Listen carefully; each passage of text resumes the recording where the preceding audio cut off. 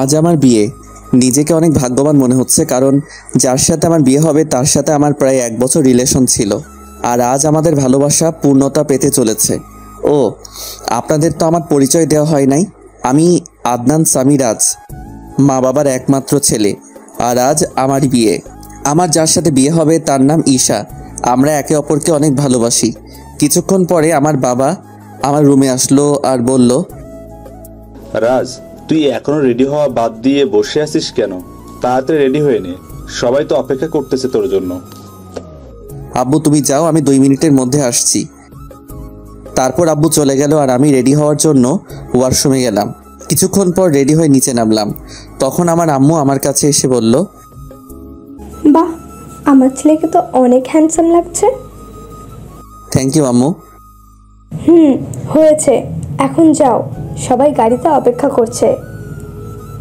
আম্মু এখন আসি।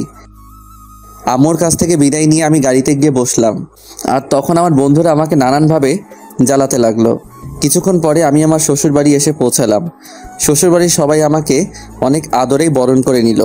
আমিও আমার বন্ধুরা সবাই বসে আছি। তখন আমার আব্বু আমার কাছে এসে বলল, রাজ, একটু এদিকে আই, তোর সাথে আমার কিছু কথা। জি আব্বু বলো। ঈশা অন্য ছেলের সাথে পালিয়েছে। এই কথা শোনার পর মনে হলো যেন কেউ সজোরে আমার বুকে আঘাত করলো। তাও আমি নিজেকে সামলে নিয়ে বললাম, কি বলছো এগুলা? ঈশা আমার সাথে এমন করতে পারে না। আমারও প্রথমে তাই মনে হয়েছিল, তারপর এটা দেখার পর বিশ্বাস করতে বাধ্য হলাম। আমি বাবার হাত থেকে চিঠিটা নিয়ে পড়তে শুরু করলাম। সেখানে লেখা ছিল, প্রিয় রাজ, পারলে আমায় ক্ষমা করে দিও। তোমার সাথে রিলেশন চলাকালীন আমি আরেকজনকে ভালোবেসে ফেলি, আর সে বাংলাদেশের সবচেয়ে বড় কোম্পানি আর কোম্পানির ম্যানেজার, আর তুমি শুধু একজন সাধারণ কর্মচারী। তাই আমি অনেক ভেবে এই সিদ্ধান্তই নিয়েছি যে আমি তোমার সাথে না, মেহেদির সাথেই বিয়ে করব। তাই আমাকে মাফ করে দিও। ইতি ঈশা। আমি ঈশা চিঠিটা পড়ে হাসলাম আর ভাবতে থাকলাম যে মানুষ টাকার জন্য কত কিছুই না করতে পারে। ঠিক তখন ঈশার বাবা এসে আমার বাবাকে বলল, দেখুন, আমার মেয়ে যা করেছে তার জন্য আমরা অনেক লজ্জিত। তাই বলছিলাম, যদি আমার ছোট মেয়ে নিশিকে আপনার ছেলের সাথে যদি বিয়ে দিতেন। আমার ছেলেকে কি আপনার খেলনা মনে হয় যে যার তার সাথে ওর বিয়ে দিব? তখন আমি আমার বাবাকে বললাম যে আমি এই বিয়ে করতে রাজি, তাই যত তাড়াতাড়ি সম্ভব বিয়ের ব্যবস্থা করতে। এর কিছুক্ষণ পরে আমাদের বিয়ে হয়ে যায় আর আমার নতুন বউ নিয়ে বাসায় চলে আসি। বাসায় আসার পর আমি সোজা ছাদে চলে যাই আর ভাবতে থাকি আমার জীবনটা কেমন করে হঠাৎ করে বদলে গেল। কি হওয়ার ছিল আর কি হলো। না, এরকম করে চলা যাবে না। কিছুক্ষণ পরে দেখি আমার বাবা আমার পাশে দাঁড়িয়ে আছে আর আমাকে উদ্দেশ্য করে বলল, দেখ রাজ, যা হওয়ার তা হয়েই গেছে, এখন আর কিছু করার নাই। তাই বলছিলাম তুই এখন ঘরে যা। আব্বু যাব, তার আগে তোমার সাথে আমার কিছু কথা আছে। এতে অনুমতি নেওয়ার কি আছে? যা বলতে চাস বল। আব্বু, আমি সব কিছুর দায়িত্ব বুঝে নিতে চাই। তুমি সব কিছুর ব্যবস্থা করো, আমি 2 দিন পরে সব কিছু শুরু করব। ও এই কথা, তুই কিছু চিন্তা করিস না, আমি সব কিছুর ব্যবস্থা করছি। এখন তুই রুমে যা, বৌমা সেই অনেকক্ষণ ধরে অপেক্ষা করছে। তারপর আমি আমার রুমের দিকে এগোতে থাকি আর রুমের দরজার কাছে দাঁড়িয়ে ভাবতে থাকি ঢুকবো কি ঢুকবো না। তারপর কিছু না ভেবে ঢুকে পড়ি। আর ঢুকা মাত্র আমার শালিকা মানে আমার নতুন বউ আমায় সালাম করে।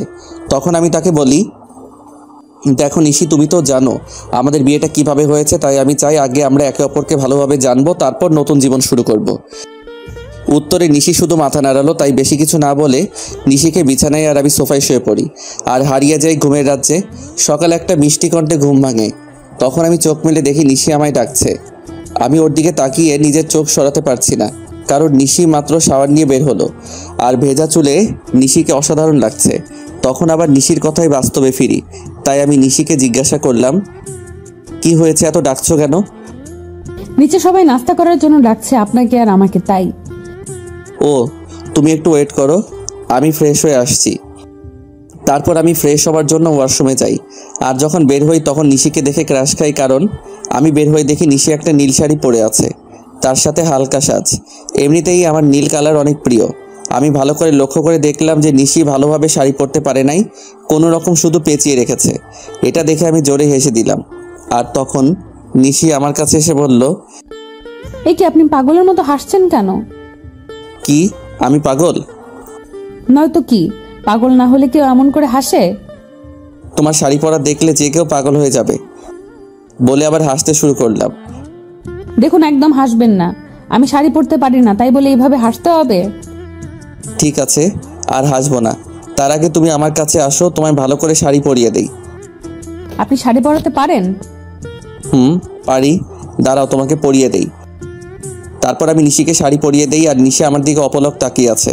শাড়ি পরানো শেষে আমি নিশির দিকে তাকিয়ে ওর প্রেমে পড়ে যাই, কারণ শাড়িতে নিশিকে অপরূপ সুন্দর লাগছে, আর নিশি দেখতে ঈশার থেকে অনেক সুন্দর। আমি ওর দিকে তাকিয়ে আছি, এমন সময় নিশি আমাকে বলে, বাহ, আপনি তো দেখছি অনেক ভালো শাড়ি পরাতে পারেন। নিশ্চয়ই আপুকে পরানোর জন্য শিখেছেন। এটা বলেই নিশি নিজে জিহ্বায় কামড় দেয়, কারণ সে ভুল কথা বলে ফেলেছে। আর ঈশার কথা শুনে আমার মন আবার খারাপ হয়ে যায়। তাই আমি নিশিকে বলি, চলো এখন নিচে যাওয়া যাক, সবাই আমাদের জন্য অপেক্ষা করছে। তারপর আমি আর নিশি নিচে যাই। তখন সবাই আমাদের দিকে অবাক হয়ে তাকিয়ে থাকে, কারণ আমিও একটা নীল শেরওয়ানি পরেছি। তারপর আমি আর নিশি খাওয়ার টেবিলে পাশাপাশি বসি। আর খাওয়ার এক পর্যায়ে আমি আব্বুকে বলি, আব্বু, আমি আমিয়ানের সাথে কথা বলে নিয়েছি, আর কাল সকালে আমি আর নিশি কয়েকদিনের জন্য ঢাকায় যাব। বুঝেছি। আর আমিও সব কথা বলে রেখেছি, কালকে সকালে তোদের ঢাকার ফ্লাইট। আমি যা যা বলেছিলাম সব কিছুর অ্যারেঞ্জমেন্ট কি হয়ে গেছে আব্বু? না, সব হয় নাই, তবে আজকের মধ্যেই সব ব্যবস্থা হয়ে যাবে। তারপর আরও কিছু কথা বলে আমি আর নিশি রুমে চলে আসলাম। তখন নিশি আমায় জিজ্ঞাসা করলো যে আমরা কেন ঢাকায় যাব। তাই আমি তাকে বললাম যে এটা আমার তরফ থেকে নিশির জন্য সারপ্রাইজ। আর আমি নিশিকে ব্যাগ গুছিয়ে রাখতে বলি। নিশি আমার কথা মতো নিজের ব্যাগ গুছিয়ে রাখে। অন্যদিকে ঈশার মেহেদিও বিয়ে করেছে, আর তারা দুজনই অনেক খুশি। আর তখন মেহেদির ফোনে একটা কল আসে। হ্যালো, কে বলছেন? ও স্যার, আপনি কিছু দরকার আছে নাকি? ওকে স্যার, আমি সব ব্যবস্থা করে দেব। এখন রাখি। কে ফোন করেছিল? আমাদের নিউ সিইও ফোন করেছিল আর বলল যে কাল উনিও ওনার ওয়াইফ আসবে ঢাকায়, তাই একটা গ্র্যান্ড পার্টির অ্যারেঞ্জমেন্ট করা হয়েছে, আর সেখানে আমাকে আর আমার বউকে উপস্থিত থাকতে হবে। ও চলো এখন ঘুমাতে যাই, কাল আবার অনেক কাজ আছে। তারপরের দিন মেহেদি আর ঈশা পার্টিতে যায়, আর তার পৌঁছানোর কিছুক্ষণ পরে হেলিকপ্টারে করে মেহেদির নিউ বস আসে, আর অফিসের সব স্টাফ তাকে স্বাগতম জানানোর জন্য যায়। আর যখনই নতুন বস ও তার ওয়াইফ হেলিকপ্টার থেকে নিচে নামে, তখনই ঈশা প্রচণ্ড রকম একটা শক খায়, কারণ মেহেদির কোম্পানির নতুন বস অন্য কেউ না, তার প্রাক্তন প্রেমিক রাজ এই কোম্পানির বস, আর তার ওয়াইফ হলো ঈশার আপন বোন নিশি। কিন্তু এটা কিভাবে সম্ভব? রাজ তো ঈশাকে বলেছিল সে যে একজন সাধারণ ঘরের ছেলে, কিন্তু সে এত বড় কোম্পানির মালিক হলো কিভাবে? তারপর আমি আর নিশি হেলিকপ্টার থেকে নেমে আসি, আর দেখি যে ঈশা আমাদের দিকে অবাক চোখে তাকিয়ে আছে। সে হয়তো ভাবছে আমি এখানে কেমন করে আসলাম, আর মালিকই বা কেমন করে হলাম, কারণ আমি ঈশাকে বলেছিলাম যে আমি একটা কোম্পানির সাধারণ একজন কর্মচারী।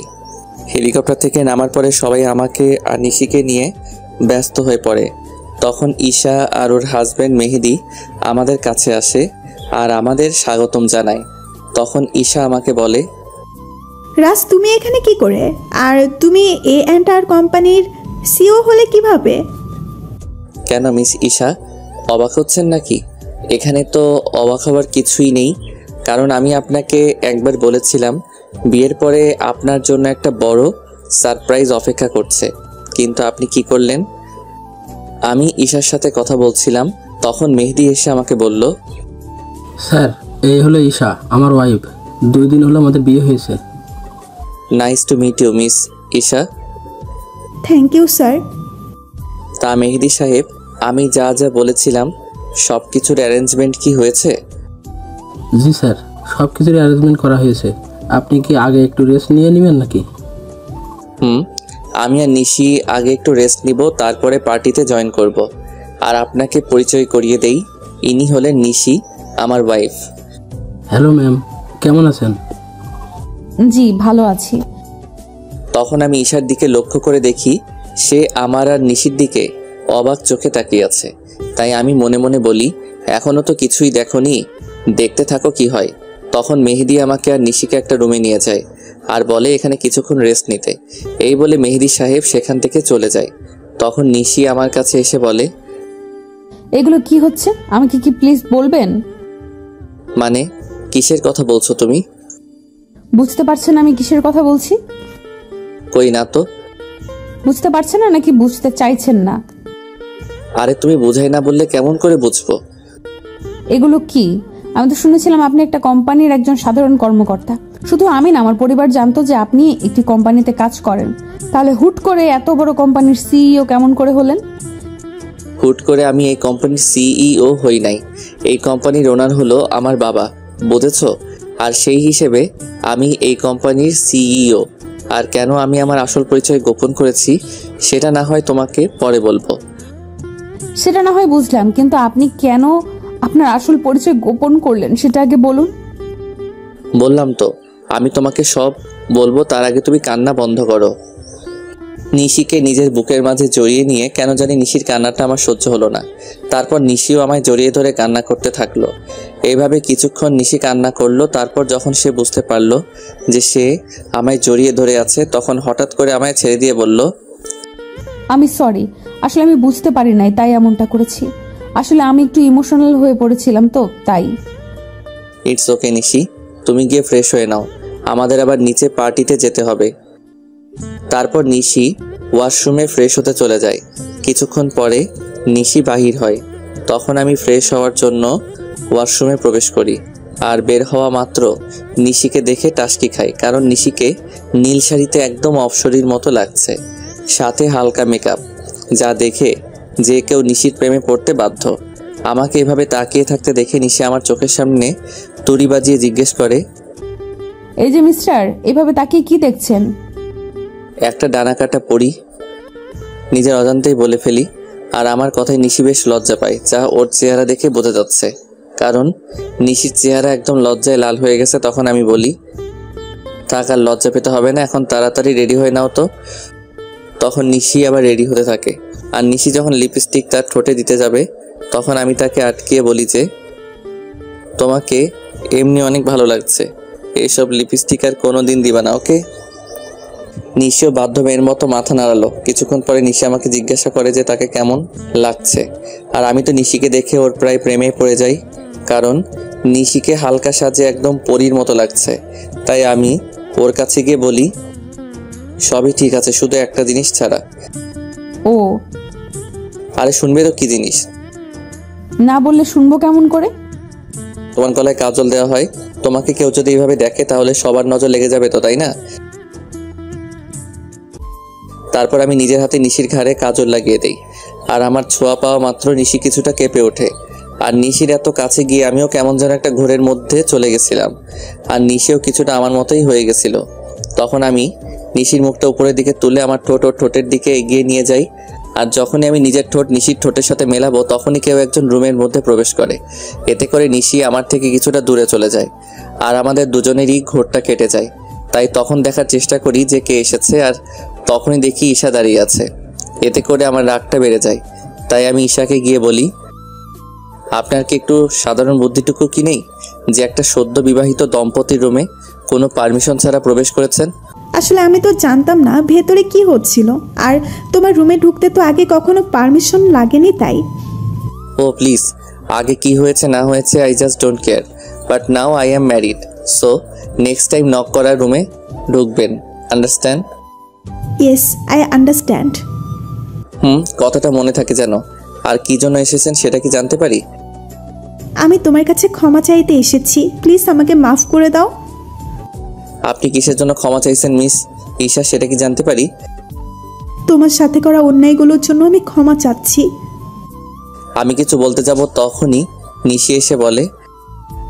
আপু, তুই যা করেছিস তা কত বড় অন্যায় সেটা কি তুই জানিস? জানি। তাহলে কোন মুখে তুই মাফ চাস সেটা আমাকে বল। নিশি বোন আমার, তুই আমাকে ভুল বুঝিস না। আমি তো আমার ভুল বুঝতে পেরেছি, তাই তো আমি ক্ষমা চাইতে এসেছি। আপনি কোনো অন্যায় করেন নাই মিস ঈশা, অন্যায় তো করেছি আমি। আপনার মতো একজন প্রতারককে ভালোবেসেছিলাম, এটার চেয়ে বড় অন্যায় আর কি হতে পারে সেটা বলুন তো? আমি আরও কিছু বলতে যাব তার আগে আমার ফোনে একটা কল আসে। আমি কলটা রিসিভ করে নিশিকে বলি যে তাড়াতাড়ি রেডি হয়ে নিতে। আর ফোনটা করেছিল মেহেদি, মানে ঈশার হাজবেন্ড। তারপর আমি ঈশাকে আমার রুম থেকে চলে যাওয়ার জন্য বলি। কিছুক্ষণ পর নিশি বের হয়ে আসে, আর আমি তো নিশিকে দেখে রীতিমতো টাসকে খেয়ে যাই, কারণ নেভি ব্লু শাড়িতে নিশি অসাধারণ লাগছে, তার সাথে হালকা মেকআপও করেছে। আমাকে এভাবে তাকিয়ে থাকতে দেখে নিশি আমাকে বলে, এই যে মিস্টার রাজ, এখানে দাঁড়িয়ে থাকবেন নাকি নিচেও যাবেন? যাব। আর তোমাকে কিন্তু অনেক কিউট লাগছে মিসেস রাজ।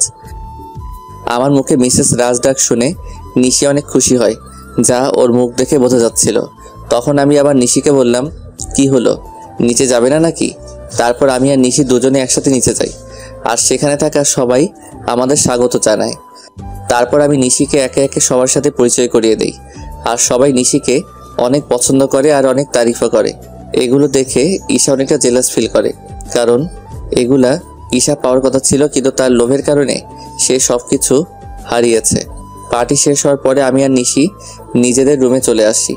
আর রুমে আসার পরে নিশি আমাকে বলে, আপনাকে একটা কথা জিজ্ঞেস করার ছিল, যদি কিছু মনে না করেন তাহলে করব। বলো, তোমার কি বলার আছে? আপনার আর আপুর পরিচয় হলো কিভাবে, এটাই জানতে চাচ্ছিলাম। যদি না বলতে চান তাহলে থাক, বলা লাগবে না। বুঝলাম, তাহলে শুনো। তারপর আমি বলতে শুরু করলাম, আমি তখন সবেমাত্র লেখাপড়া শেষ করে দেশে ফিরেছি। তো একদিন আমিও আমার বন্ধুরা মিলে প্ল্যান করলাম কোথাও ঘুরতে যাব, কিন্তু সেটা দেশের ভিতরেই। তাই সবাই মিলে ঠিক করলাম যে সিলেটে যাব। তো সবাই মিলে বেরিয়ে পড়লাম সিলেটের উদ্দেশ্যে। সব ফ্রেন্ড একসাথে যাব, তাই বাসে করে যাচ্ছিলাম, কিন্তু বাসে উঠে বাঁধে এক বিপত্তি। আমার সব ফ্রেন্ডের সিট এক জায়গায় পড়েছিল, আর আমার সিট পড়েছিল এক মেয়ের সাথে। তাই কিছু করার না থাকায় বাধ্য হয়ে সিটে বসে পড়ি। কিছুক্ষণ পরে যখন মেয়েটি আসে, আমি তার দিকে তাকিয়ে রীতিমতো টাসকি খাই, কারণ এত সুন্দরী মেয়ে আমি এর আগে কখনো দেখি নাই। মেয়েটির পরনে ছিল একটা নেভি ব্লু লং 3 পিস, তার সাথে ম্যাচিং জুয়েলারি, সাথে হালকা সাজ। দেখে মনে হচ্ছিল জান্নাতের অপসরী। আমি তার দিকে এক ধ্যানে তাকিয়েছিলাম। আমার এইভাবে তাকানো দেখে মেয়েটি বলে ওঠে, এই যে মিস্টার, দেখা শেষ হইলে আমাকে বসার জায়গাটা দিন। মেয়েটির এমন কথায় আমি কিছুটা লজ্জা বোধ করি, তাই আর কিছু না বলে ওনাকে বসার জায়গাটা দিয়ে দেই। কিছুক্ষণ পরে বাস ছেড়ে দেয়। মেয়েটি কিছুক্ষণ পরে আমায় জিজ্ঞাসা করে, হাই, আমি ঈশা, আপনার নামটা কি জানতে পারি? আমি রাজ। বাহ, চেহারার সাথে নামেরও মিল আছে। সিলেট যাচ্ছেন নিশ্চয়? আপনি কেমন করে জানলেন? শালার এমন আবাল তো জীবনেও দেখি নাই। সিলেটের বাসে করে মানুষ অন্য কোথাও কি যাইতে পারে বলেন তো? এটা আপনি বুঝবেন না মিস্টার। ও, তখন আমি তাকে বললাম যে আপনি কি একাই যাচ্ছেন নাকি? উত্তরে সে বলল, একা কেন যাব, আমার সাথে তো আপনি আছেন, তাই না? আপনি যদি চান তাহলে সত্যি যেতে পারি। কিছু বললেন? কই না তো। ও, আমি মনে করছিলাম হয়তো কিছু বললেন। না, আমি তো কিছুই বলি নাই। তা সিলেটে কোথায় যাচ্ছেন? এই তো ফ্রেন্ডের সাথে ঘুরতে যাইতেছি। আর আপনি? আমিও তো ফ্রেন্ডদের সাথেই যাচ্ছি। আপনি কি স্টুডেন্ট নাকি জব টপ করেন? আমি হলাম, না আসল পরিচয়টা দেওয়া যাবে না। আপনি হলেন কি? আমি একটা সফটওয়্যার কোম্পানিতে জব করি। ও, তারপর ঈশার সাথে আরও অনেক কথা হলো। তখন জানতে পারলাম সে অনার্স 2য় বর্ষের ছাত্রী। এইভাবে আমাদের পরিচয় হয়। তারপর পরিচয় থেকে ভালোবাসা। আমি আর ঈশা অনেক ভালো ফ্রেন্ড হয়ে গেছিলাম। আমরা সিলেট থেকে ফিরে এসেও একে অপরের সাথে যোগাযোগ করতাম। একদিন আমি ঈশাকে প্রপোজ করি, আর ঈশাও সেটা অ্যাকসেপ্ট করে, কিন্তু রিলেশনে থাকা অবস্থায়ও আমি আমার আসল পরিচয়টা ঈশাকে জানাইনি। আমি চেয়েছিলাম ঈশাকে একটা সারপ্রাইজ দিব, কিন্তু পরে যে আমি নিজেই সারপ্রাইজড হয়ে যাব এটা ভাবতে পারি নাই। কথাগুলো বলে নিজের অজান্তেই আমার চোখ দিয়ে পানি বের হয়ে গেছিল, সেটা বুঝতেই পারি নাই। আমি কিছুক্ষণ পরেই নিশির দিকে লক্ষ্য করে দেখি সেও কান্না করছে। তখন আমি তাকে বলি, এই কি তুমি কান্না করছো কেন?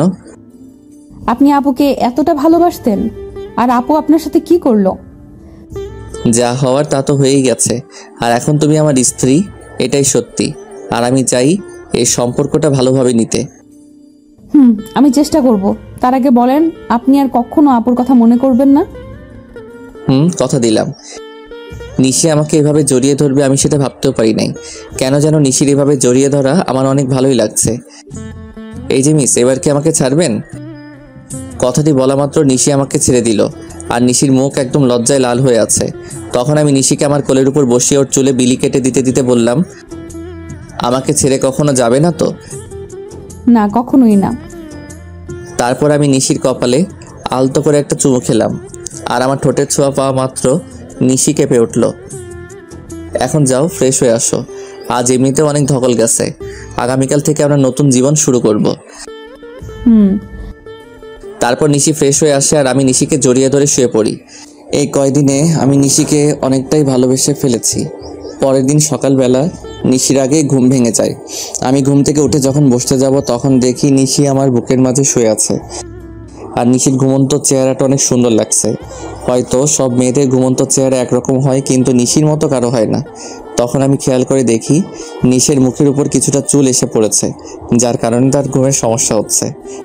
তাই আমি নিশির মুখের উপর থেকে চুলগুলো সরিয়ে কানের সাথে গুজে দেই। তখনই আমার চোখ আটকে যায় নিশির গোলাপি ঠোঁটের উপর। আমি নিজের অজান্তেই নিশির ঠোঁটে চুমু দিয়ে বসি, আর তখনই নিশি জেগে যায়। আমাকে ওর এত কাছে দেখে নিশি কিছুটা ঘাবড়ে যায়, আর আমি ওকে কিস করেছি এটা বুঝতে পেরে নিশি লজ্জা পেয়ে আমার বুকের মাঝে মুখ লুকিয়ে ফেলে। তখন আমি নিশিকে বলি, এই কি হলো তোমার, আর এমন কেন করছো? আমার মনে হয় লজ্জা করে না। বাবা, এখন এত লজ্জা, তাহলে রাতে যা হবে তখন কি করবা? যা ফাজিল কোথাকার, মুখে কিচ্ছু আটকায় না। নিশি জানো, তোমার ঠোঁটের স্বাদ কিন্তু সেই রকম।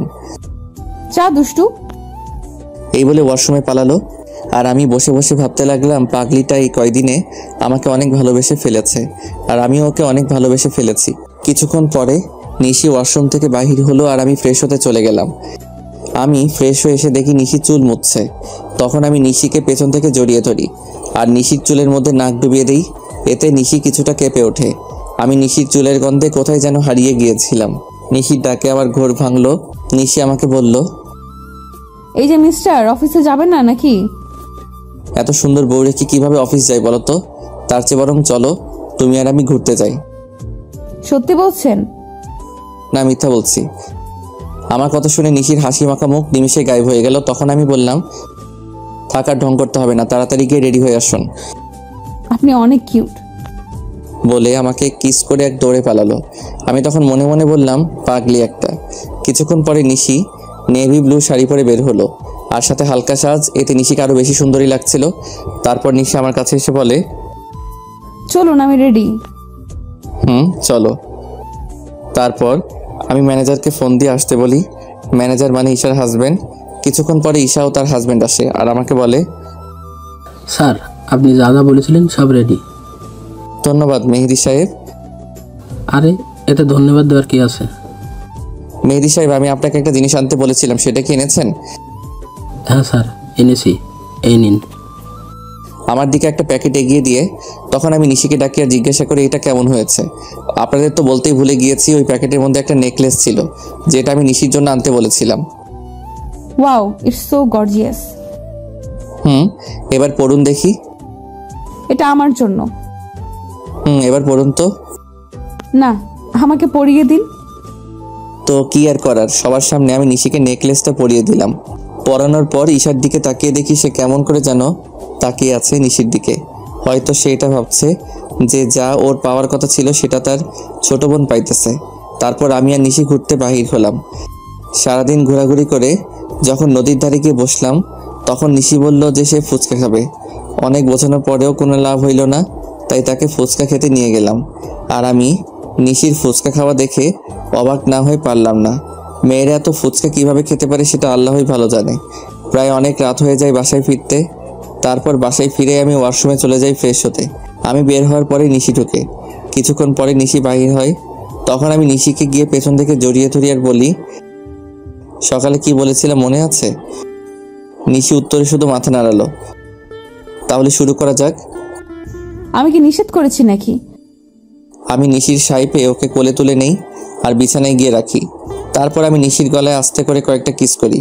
এতে নিশির নিঃশ্বাস আস্তে আস্তে ঘন হতে থাকে। তারপর আমরা দুজন হারিয়ে যাই ভালোবাসার অতলে। আর কিছু কমনার লজ্জা লাগে। পরের দিন সকালে নিশির ডাকে আমার ঘুম ভাঙে। নিশি মাত্র গোসল করে এসেছে আর ওকে দেখতে অসাধারণ লাগছে। তাই আমি নিশিকে একটানে আমার বুকের উপর নিয়ে আসি। তখন নিশি বলে, সারা রাত দুষ্টুমি করেও হয় নাই, এখন আবার শুরু করেছেন? তাড়াতাড়ি রেডি হয়ে অফিস যান। ওকে বাবা, আমি যাইতেছি, তার আগে একটা কিস দাও। একটা দিলে যাবেন? যাব। তারপর নিশি আমাকে একটা কিস দেয় আর আমিও উঠে ফ্রেশ হয়ে অফিসে চলে যাই। কিছুদিন পরে আমি আর নিশি আমাদের বাসায় চলে আসি আর সেখান থেকে অফিস শুরু করি। খুনসুটি ভালোবাসায় আমাদের দিন খুব ভালোই চলছিল। দেখতে দেখতে আমার আর নিশির বিয়ের 3 মাস পার হয়ে গেছে। আর এই 3টা মাসের মধ্যে নিশি একদিনও আমার বুকে মাথা না দিয়ে ঘুমায় না। এই 3 মাসে আমরা দুজনকে অনেক বেশি ভালোবেসে ফেলি। সকালে আমি অফিসের জন্য রেডি হচ্ছিলাম, তখন নিশি এসে আমাকে পেছন থেকে জড়িয়ে ধরে আর বলে, আজ অফিস থেকে একটু তাড়াতাড়ি আসবেন কেমন? আজ আপনার জন্য একটা সারপ্রাইজ আছে। কি সারপ্রাইজ গো বউ? এখন বলা যাবে না, আগে অফিস থেকে ফিরুন, তারপর বলবো। ওকে, এবার আমার কাছে আসো তো, তোমায় একটু আদর করে নেই। সবসময় দুষ্টুমি, তাই না? না গো বউ, তুমি জানো না, তোমায় আদর না করে গেলে আমার দিন ভালো যায় না। তাই এখন আর কোনো কথা না বলে আমার কাছে আসো। তারপর নিশি আমার কাছে আসলো আর আমি নিশির ঠোঁট জোড়া আমার দখলে নিয়ে নিলাম। প্রায় 5 মিনিট পরে ছাড়লাম। তারপর আমি নিশিকে বললাম, আমি এখন আসি। আপনি খুব স্বার্থপর। কেন গো, আমি আবার কি করলাম? আপনি তো ঠিকই আপনার ভাগের আদরটা নিলেন আর আমার পাওনাটা না দিয়েই চলে যাচ্ছেন। ও কি বোঝাতে চাইছে সেটা আমি বুঝতে পেরে আমি নিশিকে আমার কাছে ডাকি, কিন্তু সে আসবে না। মহারানী বলে, নিশি বাবু আমার কাছে আসো। আমি কোনো বাবু নই। আর নিশি রাগ করেছে, তাই কারোর সাথে কথা বলবে না। ও তাই? দেখি এবার নিশি কেমন করে রাগ করে থাকে। এই বলে নিশিকে আমার কাছে নিয়ে এসে ওর কপালে একটা ভালোবাসার পরশ এঁকে দেই আর নিশি আমাকে শক্ত করে জড়িয়ে ধরে। নিশি শোনা, এবার ছাড়ো, আমার তো অফিসে লেট হয়ে যাচ্ছে। আর একটু থাকি না। না বাবু, আবার পরে থেকো, আমি এখন অফিসে যাব যে। ওকে, সাবধানে যাবেন কিন্তু। যথাজ্ঞা মহারানী।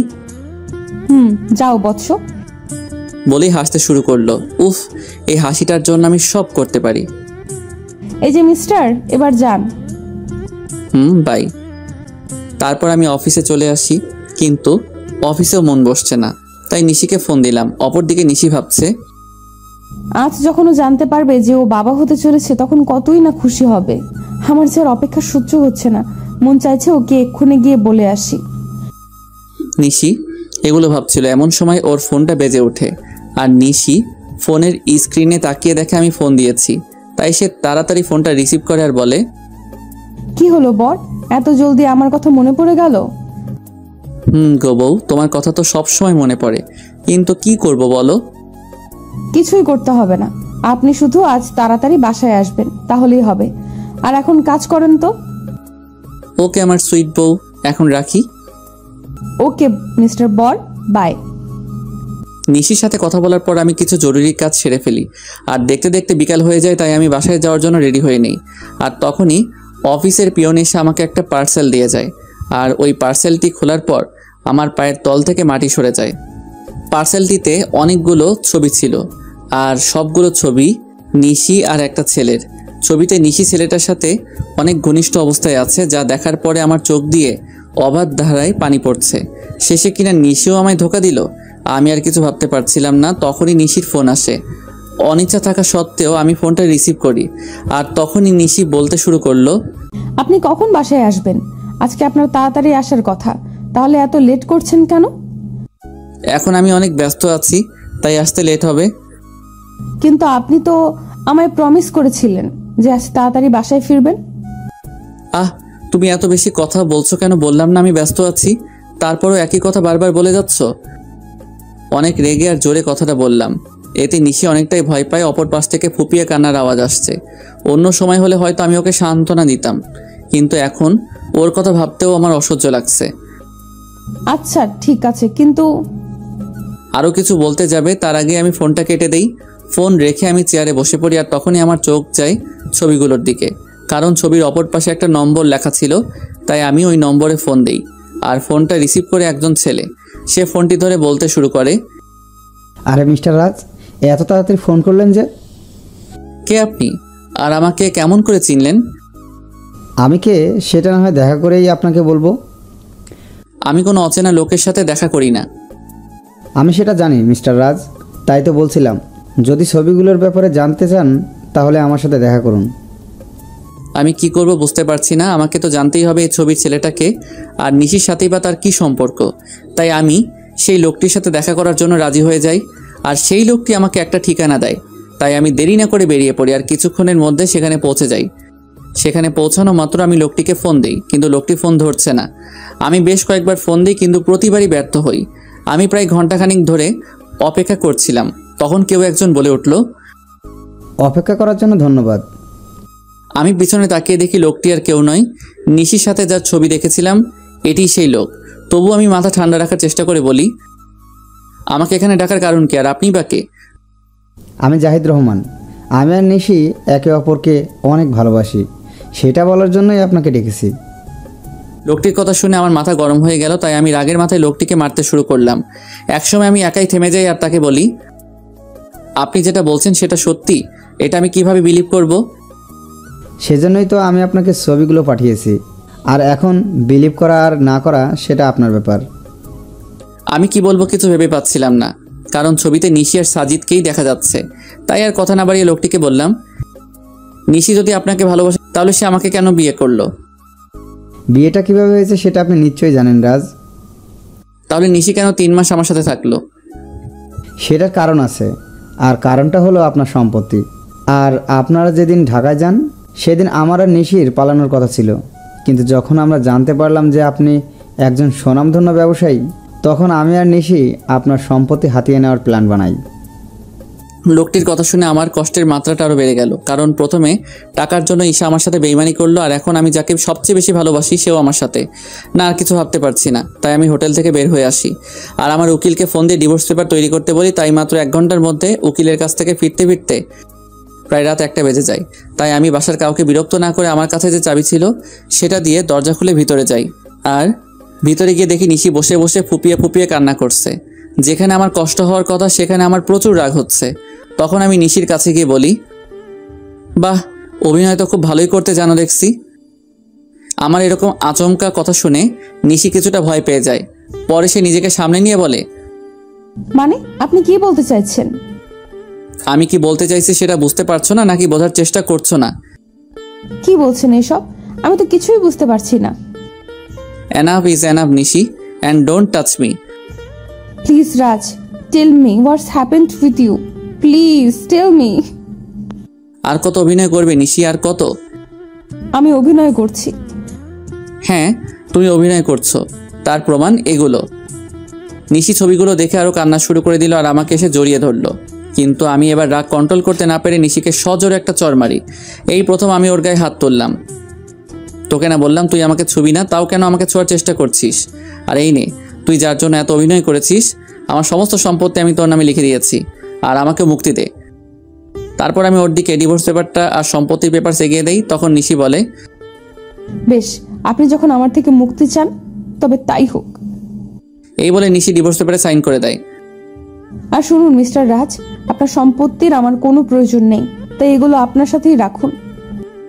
কথাগুলো বলে নিশি কান্না করতে করতে বাড়ি থেকে বের হয়ে গেল। আমার অনেক ইচ্ছা হচ্ছিল ওকে আটকাবার, কিন্তু সেই অধিকার আর আমার নেই। এখন নিশিকে ছাড়াই আমাকে থাকতে হবে। নিশি আমায় ছেড়ে গেছে প্রায় 1 বছর হলো। এই 1 বছরে এমন কোনো রাত নেই যে রাতে আমি নিশির জন্য চোখের জল ফেলি নাই, কিন্তু এই 1 বছরে আমি নিশির কোনো খোঁজ করি নাই। হয়তো রাগের বশে এই 1 বছরে আমি কারোর সাথে ভালো করে কথা বলি নাই। সারাদিন অফিসের কাজে নিজেকে ব্যস্ত রেখেছি, আর রাতে নিশির সাথে কাটানো মুহূর্তগুলো ভেবে কষ্ট পেয়েছি। প্রতিদিনের মতো আজ সকালে অফিস যাচ্ছিলাম, তখন আম্মু এসে আমায় বলল, বাবা রাজ, আর কতদিন নিজেকে এভাবে কষ্ট দিবি বল? যার জন্য এত কষ্ট পাচ্ছিস সে কি 1 বছরে একবারও তোর খবর নিয়েছে? আম্মু এত ঘুরিয়ে পেঁচিয়ে কথা না বলে কি বলতে চাও সেটা বলো তো। বলছিলাম কি, তুই একবার একটা বিয়ে করে নে, আর কত নিজেকে কষ্টের মাঝে রাখবি বল? আমি তোমায় আগেও বলেছি আর এখনো বলছি, আমি কোনো বিয়ে করতে পারবো না। তোকে বিয়ে করতেই হবে, তুই আর বিয়েতে অমত করবি না। কিন্তু আম্মু। আর কোনো কিন্তু নয়। আচ্ছা ঠিক আছে, তুমি যখন বলছো তখন তাই হোক, কিন্তু আমাকে এসবের মধ্যে টানবে না। আর বিয়েটা যাতে একদম সাধারণভাবে হয়। আসলে আমি আব্বু আম্মুর মুখের দিকে তাকিয়ে বিয়েতে রাজি হলাম, কারণ এই 1 বছর আম্মু অনেক কষ্ট পেয়েছে। আচ্ছা, তুই যা বলবি তাই হবে। ওকে, আমি এখন আসি। তারপর আমি অফিসে চলে আসি, কারণ আজ অফিসে নতুন বিয়ে নেওয়া হবে। তারপর আমি অফিসে চলে আসি। May I coming sir? Yes, coming. Sir, আপনার বিয়ের জন্য 3 জনকে সিলেক্ট করা হয়েছে, যদি আপনি একবার দেখে নিতেন। অবশ্যই দিন, আমি দেখতেছি। আমি ফাইলগুলো চেক করছিলাম, এমন সময় আমার চোখ আটকে গেল একটা ফাইলে। তাই আমি ম্যানেজারকে বললাম, ম্যানেজার সাহেব, এই মেয়েটিকে নিন আর তার আগে কন্ট্রাক্ট পেপার সাইন করিয়ে নেবেন। Okay, I take leave now. Sure, you can. সেদিনকার মতো অফিসের সমস্ত কাজ শেষ করে বাসায় আসলাম, আর আসা মাত্র আম্মু বলল, আমি একটা মেয়ে পছন্দ করেছি, যদি তুই একবার দেখে নিতি। তার কোনো দরকার নেই, আর আমি বিয়েটা 1 মাস পরে করতে চাই। কিন্তু তুই। প্লিজ আম্মু, একটু বোঝার চেষ্টা করো। আচ্ছা ঠিক আছে। তারপর আমি আমার রুমে চলে আসলাম আর ফ্রেশ হয়ে ঘুমিয়ে পড়লাম। যদিও জানি ঘুম আসবে না, তবুও ঘুমানোর ব্যর্থ চেষ্টা করলাম, কারণ এখন রাতে আর ঘুম আসে না। যদিও আসে, তাও নিশির সাথে কাটানো মুহূর্তগুলো মনে হয় ভেঙে যায়। কোনোভাবে রাতটা পার করলাম। পরের দিন সকালে ঘুম থেকে উঠে ফ্রেশ হয়ে অফিসে চলে আসলাম। এসে দেখে আমার নিউ পিএ এখন অফিসে আসে নাই। তাই ম্যানেজারকে বলে আসলাম সে আসলেই আমার সাথে দেখা করতে বলতে। তারপর আমি আমার কেবিনে চলে গেলাম। কিছুক্ষণ পরে কেউ আমার কেবিনের দরজা নক করলো, তাই আমি পেছন ফিরে বললাম, may I come in sir? Yes, coming. আসলে স্যার, আমি আসার সময় জ্যামে আটকা পড়ে গিয়েছিলাম, তাই আসতে লেট হইল। কিন্তু স্যার, আর কোনোদিন লেট হবে না। তাই বুঝি? এবার ওর দিকে ফিরে তাকালাম, আর সে আমাকে দেখে ভূত দেখার মতো চমকে উঠল। মনে হয় সে আমাকে এখানে আশা করে নাই। আপনি এখানে? আমি। অন্য কারো থাকার কথা ছিল বুঝি মিস নিশি? আপনাদের তো বলাই হয়নি আমার পিএ হলো নিশি। এটা তো আপনার অফিস না, তাহলে এখানে কেমন করে আসলেন? আপনার বোধহয় কোথাও ভুল হচ্ছে, কারণ এই অফিসের ওনার আমি। হয়তোবা হতে পারেন, তবে আমি এই অফিসে জব করতে পারবো না। কথাগুলো বলেই নিশি চলে যাচ্ছিল, তাই আমি ওকে থামিয়ে বলি, excuse miss Nishi, without my permission আপনি যেতে পারবেন না। What the hell are you talking? আমি ঠিক কথাই বলছি। আর এইটা দেখুন, 2 বছরের আগে আপনি এই কোম্পানি ছাড়তে পারবেন না, আর যদিও ছাড়তে চান তাহলে আমার পারমিশন নিতে হবে। কিন্তু আমি এই মুহূর্তে আপনাকে পারমিশন দিচ্ছি না। সো আপনি এখন যেতে পারেন, প্রয়োজন পড়লে আমি আপনাকে ডেকে নিব। Okay sir. তারপর নিশি ওর কেবিনে চলে যায়। আমার আর ওর কেবিন প্রায় পাশাপাশি, তাই আমি ওকে দেখতে পারছিলাম। অন্যদিকে নিশি নিজের কেবিনে এসে ভাবে, কেন যে সেদিন সাইন করার আগে কন্ট্রাক্ট পেপারটা ভালো করে পড়ে নিলাম না, আর উনি কেন আবার আমার সামনে আসলেন? ভালোই তো ছিলাম এই 1 বছর ওনাকে ছাড়া। এমন সময় নিশির ফোনে কল আসে, আর ফোনটা ধরা মাত্র নিশি কিছুটা বিচলিত হয়ে যায়। ফোনের ওপাশ থেকে কেউ কিছু হয়তো বলল। আমি বসে আমার কাজ করছিলাম। এমন সময় নিশি আমার কেবিনে আসে আর বলে, স্যার, একটা কথা বলার ছিল। নিশির মুখে স্যার ডাক শুনে বুকের মধ্যে কেমন মোচড় দিয়ে উঠল। বলেন। আসলে স্যার, আজকে আমায় একটু তাড়াতাড়ি ছুটি দিবেন প্লিজ। কেন, ছুটি কি করবেন? আসলে বাসায় একটু প্রয়োজনীয় কাজ আছে, তাই। কি প্রয়োজনীয় কাজ শুনি? আসলে স্যার। নিশি কিছু লুকাতে চাইছিল, আমার কারণে সে বলে উঠল, স্যার, বাসায় আমার বাচ্চা অসুস্থ হয়ে গেছে, তাই আমার ছুটির প্রয়োজন। এখন ছুটি দেওয়া না দেওয়া সেটা আপনার ব্যাপার, কারণ আপনি এখানকার বস, আপনি চাইলেই সব করতে পারেন। নিশি মুখে বাচ্চার কথা শুনে আমার চারপাশটা কেমন যেন অন্ধকার হয়ে আসছিল। নিঃশ্বাস নিতেও কষ্ট হচ্ছিল, তবুও নিজেকে সামনে নিয়ে বললাম, ওকে, আপনি যেতে পারেন, তবে কাল থেকে সময় মতো অফিসে আসবেন। যদিও কথাগুলো বলতে কষ্ট হচ্ছিল। তারপর নিশি চলে গেল, আর আমি চেয়ারের সাথে হেলান দিয়ে ভাবতে লাগলাম যে নিশি একসময় আমাকে ছাড়া কিছু বুঝতো না, সে এখন নিজের বাচ্চা নিয়ে ব্যস্ত। তবে আমি কেন একা কষ্ট পাবো? নিশি যদি আমাকে ছাড়া থাকতে পারে, তবে আমি কেন পারবো না? এসব ছাইপাশ ভাবতে ভাবতেই বিকাল হয়ে যায়। তাই আমি আর বেশি না ভেবে অফিস থেকে বেরিয়ে পড়ি আর সোজা বাসায় চলে আসি। আমাকে এত তাড়াতাড়ি বাসায় ফিরতে দেখে আম্মু আমার কাছে আসে আর বলে, কি রে বাবা, আজ এত তাড়াতাড়ি বাসায় আসলি যে? শরীর ঠিক আছে তো? বেশ বিচলিত হয়ে, কারণ নিশি যাওয়ার পর থেকে আমি অনেক রাত করে বাসায় ফিরি। আম্মু, আমার কিছুই হয়নি। অফিসে মন বসছিল না, তাই তাড়াতাড়ি চলে আসলাম। ও আচ্ছা, তুই ফ্রেশ হয়ে আয়, আমি তোর খাবার রেডি করছি। আম্মু, আমার তোমাকে কিছু বলার আছে। বলবি তো? আগে ফ্রেশ হয়ে আয়, তারপর। তাই আমি আর কোনো কথা না বাড়িয়ে ফ্রেশ হতে নিজের রুমে চলে যাই। তারপর ফ্রেশ হয়ে নিচে এসে দেখি আম্মু খাবার নিয়ে আমার জন্য অপেক্ষা করছে। তাই আমি গিয়ে বসে পড়ি আর আম্মুকে বলি, আম্মু, তুমি পরশুদিন বিয়ের কথা বলছিলে না? আমি রাজি, তবে বিয়েটা 1 সপ্তাহের মধ্যে হওয়া চাই। এটা তো খুশির খবর, তবে 1 সপ্তাহের মধ্যে বিয়েটা কিভাবে দিব বল? আমি এত কিছু শুনতে চাই না, আমি যেটা বলেছি সেটাই হবে। আচ্ছা, তুই যখন চাচ্ছিস তখন তাই হবে। তারপর আমি খাওয়া দাওয়া করে নিজের রুমে চলে আসি। আর আজ কেন জানি কষ্টটা একটু বেশি হচ্ছে, হয়তো এই কষ্টটা নিশির জন্যই হচ্ছে। কিন্তু এখন আর কিছুই করার নেই, কারণ নিশি তার পরিবার নিয়ে ব্যস্ত আছে। না, আর কষ্ট পেলে চলবে না। তারপর কখন যে ঘুমিয়ে পড়েছি বুঝতেই পারি নাই। পরের দিন সকালে রেডি হয়ে খাবার টেবিলে বসেছিলাম, এমন সময় আম্মু এসে বলল, আমি মেয়ের বাবার সাথে কথা বলেছি, তারা বলল যে তাদের কোনো সমস্যা নেই, তবে তুই যদি একবার মেয়ের সাথে দেখা করে নিতি তাহলে। দেখো আম্মু, আমি তোমায় আগেও বলেছি যে এই বিয়েটা আমি শুধু তোমার কথাই করেছি, তাই আমাকে আর এর মধ্যে জড়িও না। আচ্ছা ঠিক আছে, তাহলে আজ থেকেই বিয়ের অ্যারেঞ্জমেন্ট শুরু করতে হবে, কারণ হাতে তো আর বেশি সময় নেই। তোমরা যা বুঝো তাই করো, আমি এখন অফিসে গেলাম। তারপর আমি অফিসে চলে আসি। অফিসে আসা মাত্র সবাই আমাকে কংগ্রেস জানাতে থাকে। মনে হয় আম্মুই বিয়ের ব্যাপারে সবাইকে জানিয়েছে, তাই আমি আর কিছু না ভেবে নিজের কেবিনে চলে আসি। আর এদিকে অফিসের সবাই মিষ্টি খাচ্ছে। আমার বিয়ে উপলক্ষে এমন সময় নিশি অফিসে আসে আর আমার এক স্টাফ নিশিকে মিষ্টি খাওয়াই দেয়। তাই নিশি বলে, আরে আগে বলবে তো এটা কিসের মিষ্টি? আমাদের স্যারের বিয়ে ঠিক হয়েছে তাই, আর বিয়েটা সামনের সপ্তাহেই হবে। আমার বিয়ের কথা শুনে নিশির পুরো পৃথিবীটাই যেন উল্টে যায়। তার ইচ্ছে করছিল কান্না করতে, কিন্তু সবার সামনে সে কান্না করতে পারছিল না। তাই সে বলল, ও, এ তো অনেক খুশির খবর। এ কি নিশি, তুমি কান্না করছো নাকি? তোমার চোখে পানি কেন? কই, কান্না করব কেন? আসলে চোখে কি যেন একটা পড়েছে। নিশি ওয়াশরুমে যাওয়ার বাহানায় সেখান থেকে চলে আসে আর ওয়াশরুমে গিয়ে কান্না শুরু করে আর বলতে থাকে, কি এমন অন্যায় করেছিলাম যার জন্য আমি আমার ছেলে এত শাস্তি পাচ্ছি? এখন তো আমার ছেলে বাবা থাকতেও অনাথ। এমন সময় নিশির ফোন বেজে ওঠে আর সে ফোনের দিকে তাকিয়ে দেখে বাসা থেকে বুয়া ফোন করেছে। তখন নিশি তার চোখের পানি মুছে নিয়ে ফোনটা পিক করে। তখন বুয়া বলতে শুরু করে, ম্যাডাম, মেহমেদ বাবুর তো জ্বর আরো বেড়েছে, আমি কি করব কিছুই বুঝতে পারছি না। মেহমেদ রাজু নিশির ভালোবাসার অংশ, যা রাত জানে না। সে মনে করে নিশি অন্য কাউকে বিয়ে করেছে। তুমি বাবুকে একটু ঘুম পাড়ানোর চেষ্টা করো, আমি কিছুক্ষণ পরে আসছি। নিশি তার বুয়ার সাথে কথা বলছিল। এমন সময় আমি নিশিকে ডেকে পাঠাই। তখন নিশি এসে বলে, may I come in sir? Ya coming. Sir আমায় ডেকেছিলেন? তুমি মনে হয় স্টাফদের কাছ থেকে শুনেছ, তবু তোমায় বলছি, নেক্সট উইক আমার বিয়ে। স্যার, শুনেছি। কথাটি বলার সময় নিশির গলাটা ধরে আসছিল আর ওর চোখের কোণায় পানিও জমতে শুরু করেছিল, যে আমার চোখ এড়ায় নাই। আমি যাচ্ছি, আমার বিয়ের সকল অ্যারেঞ্জমেন্ট তুমি করো, যদি তোমার আপত্তি না থাকে।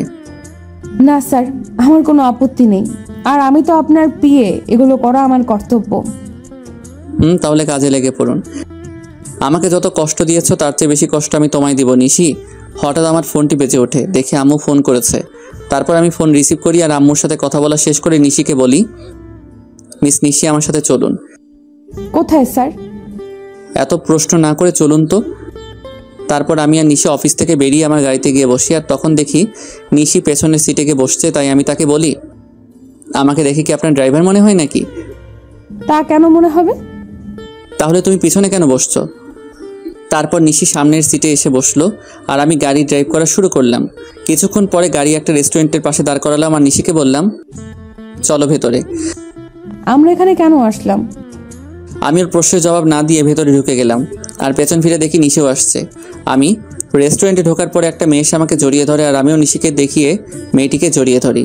আর নিশির দিকে তাকিয়ে দেখি ও এখনই কান্না করে দিবে এমন অবস্থা। তারপর আমি বলি, নিশি, এ হলো মায়া, আমার বাগদত্তা, আর মায়া এ হলো নিশি, আমার পিয়ে। আমার মুখে নিশি হয়তো পিয়ে শব্দটা আশা করেনি। আর মায়ার পরিচয় পাওয়ার পর নিশি এবার আর নিজের চোখের জল আটকে রাখতে পারে নাই, যার কারণে ওর চোখ থেকে অবাধ ধারায় জল পড়তে থাকে। আর আপনারা হয়তো ভাবছেন মায়া এখানে কেমন করে আসলো আর আমি বা ওকে কেমন করে চিনলাম, তাহলে শুনুন।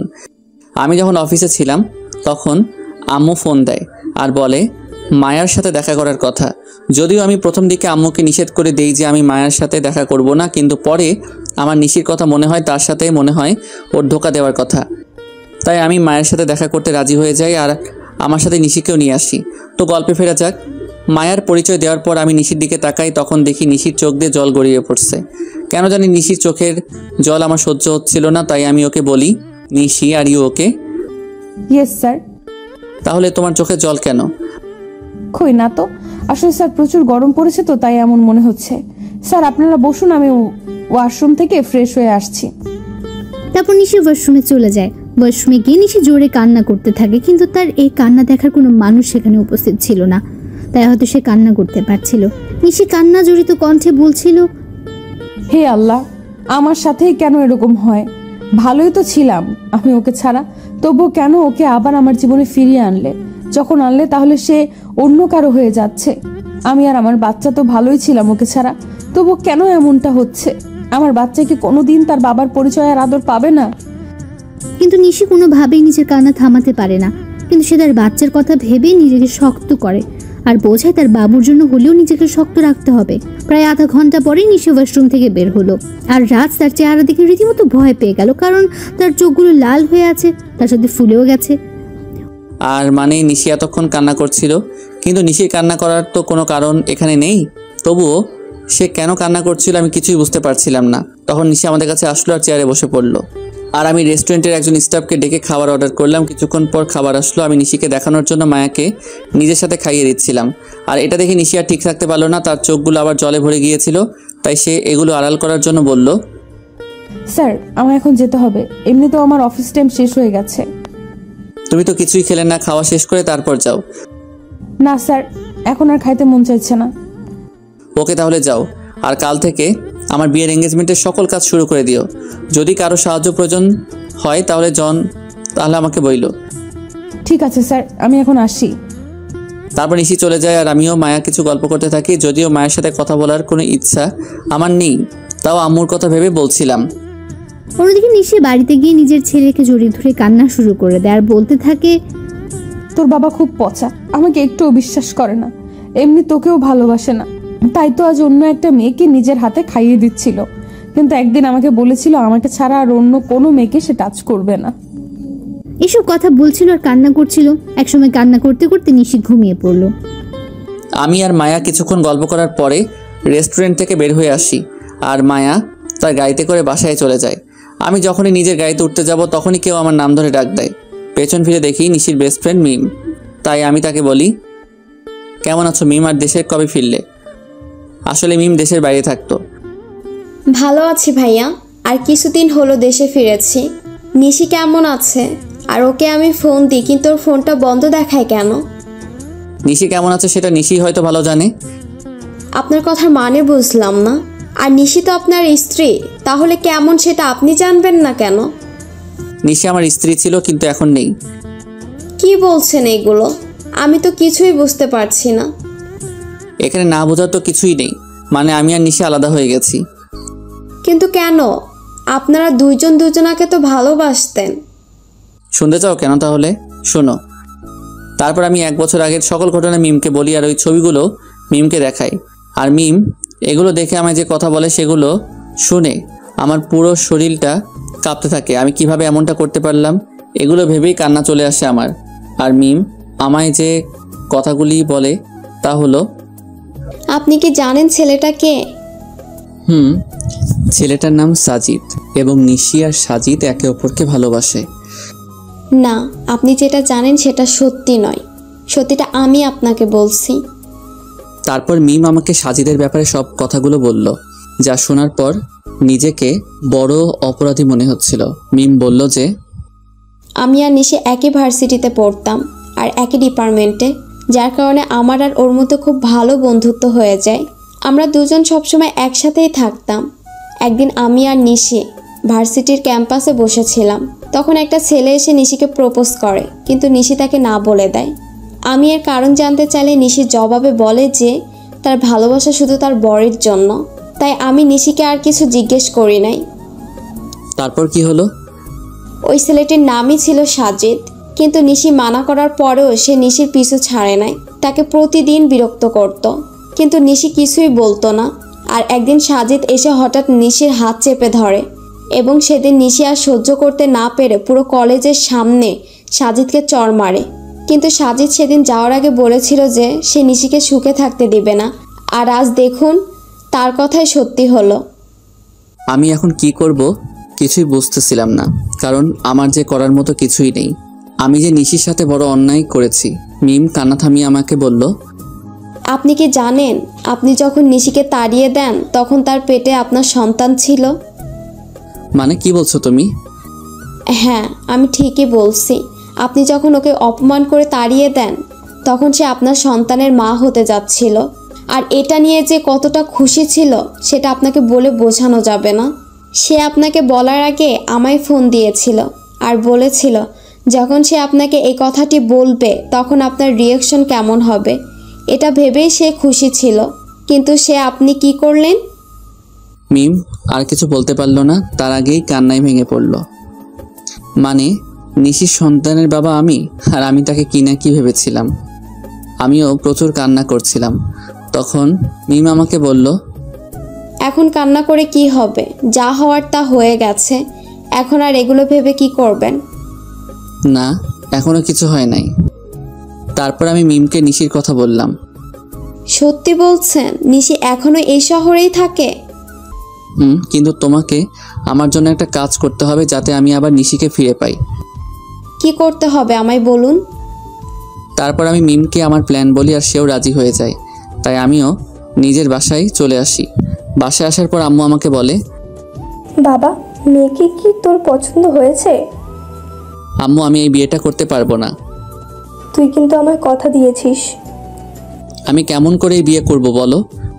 কেন করবি না শুনি? তারপর আমি নিশির কথা আর ওর আর আমার বাচ্চার কথা আম্মুকে বলি। তখন আম্মু কান্না শুরু করে দেয় আর বলে, আমার বৌমার নাতিকে কবে আনবি বাবা?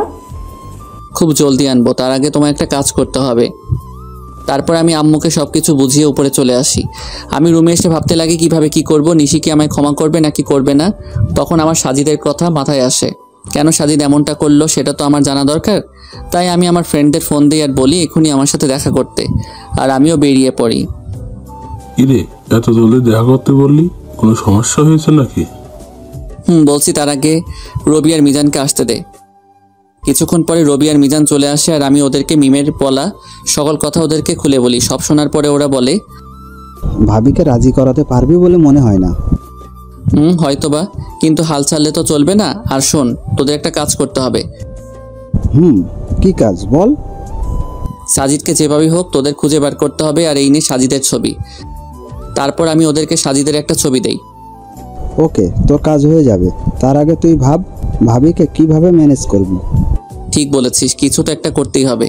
আচ্ছা তোরা এখন থাক, আমি একটা জায়গা থেকে আসতেছি। ওদের থেকে বিদায় নিয়ে আমি সোজা অফিসে চলে আসি। অবশ্য অফিসে আসার মূল উদ্দেশ্য হলো নিশির বাড়ির ঠিকানাটা নেওয়া, কারণ আমি ওর বাসার ঠিকানা জানি না। অফিসে আসার পরে আমি ম্যানেজারকে ফোন দিই আর অফিসে আসতে বলি। কিছুক্ষণ পরে ম্যানেজার অফিসে আসার বলে, স্যার কোনো দরকারি কাজ আছে নাকি? না, তেমন কিছু দরকারি কাজ না, আমি শুধু নিশির বাসার ঠিকানা নেওয়ার জন্যই অফিসে এসেছি। ওকে স্যার, একটু ওয়েট করেন, আমি নিয়ে আসছি। তারপর ম্যানেজার আমাকে নিশির ঠিকানাটা দেয় আর আমি সেটা নিয়ে বেরিয়ে পড়ি। প্রায় আধা ঘন্টা ড্রাইভ করার পরে আমি নিশির বাসায় পৌঁছাই। দেন আমি ওর বাসায় কলিং বেলে চাপ দেই। কিছুক্ষণ পরে নিশি এসে দরজা খুলে দেয় আর আমি নিশিকে দেখেই হেসে ফেলি, কারণ সে সারা গায়ে ময়দা মেখে আছে।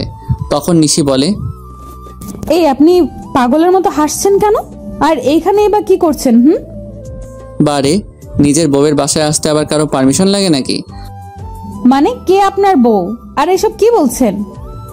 আমার সামনে যে দাঁড়িয়ে আছে সে আমার বউ, বুঝেছেন? আর দেখি সাইড দেন, আমি ভেতরে ঢুকবো। আইসে আমি কারো বউ? আর 1 বছর আগে আমার ডিভোর্স হয়ে গেছে। তো কি হয়েছে, আমি আবার বিয়ে করব? কথা বলতে বলতে বাড়ির ভিতরে ঢুকে যায় আর তখনই দেখি একটা ফুটফুটে বাবু শুয়ে আছে। হয়তো এটাই আমার বাবু হবে।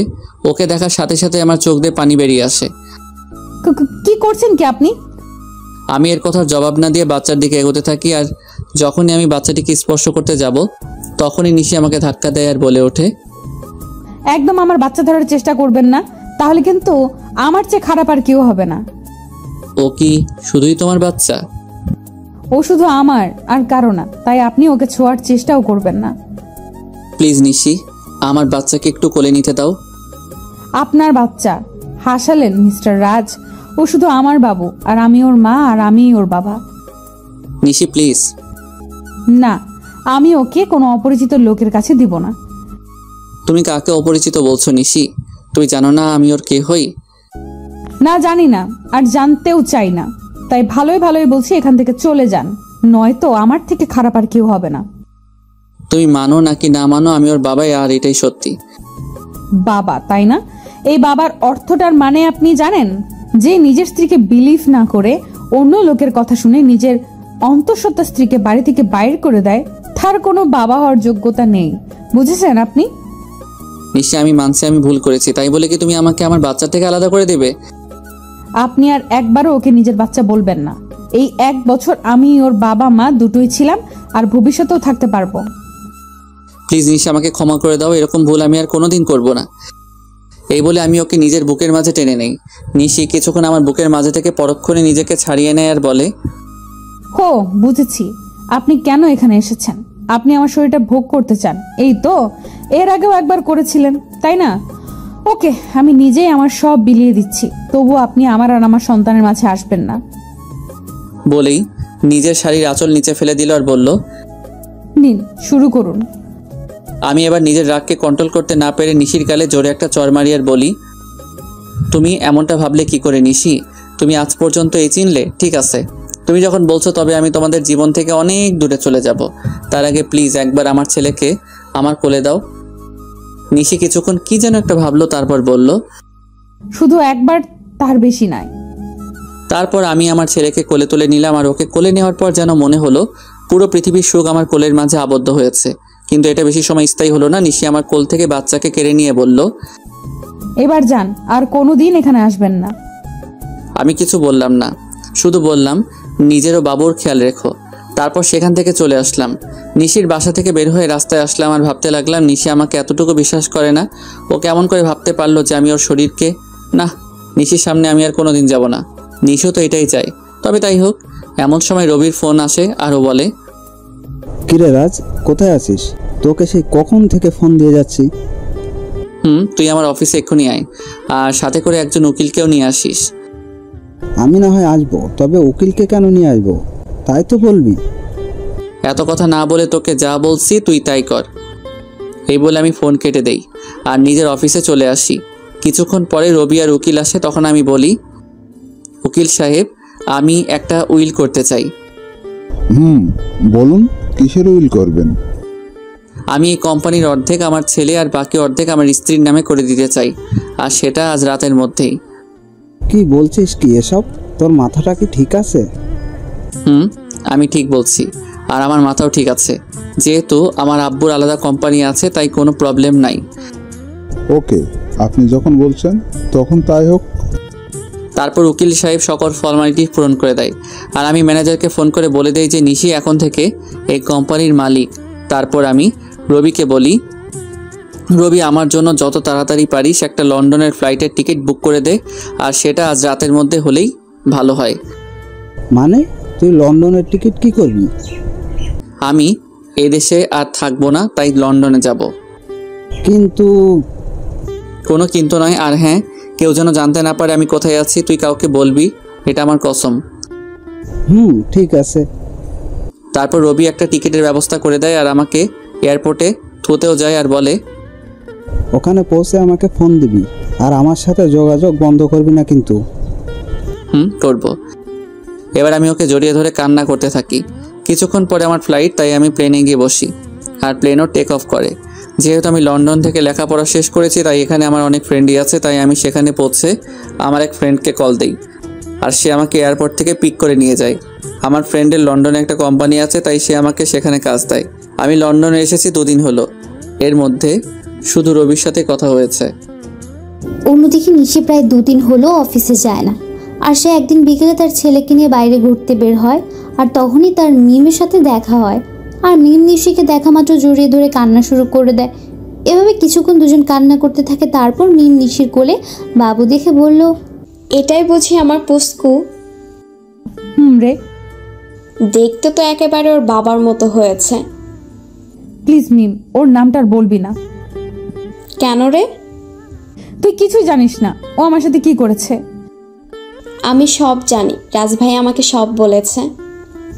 তারপর মিম নিশুকে সব সেদিনকার কথা খুলে বলল।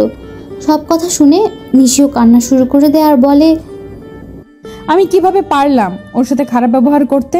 তাহলে কি সেদিন ও এই কথাটাই বলতে এসেছিল? তুই কি বলছিস? আমি কিছুই বুঝতে পারছি না। কাইন্ডলি একটু পরিষ্কার করে বলবি যে কার সাথে খারাপ ব্যবহার করেছিস? বলছি।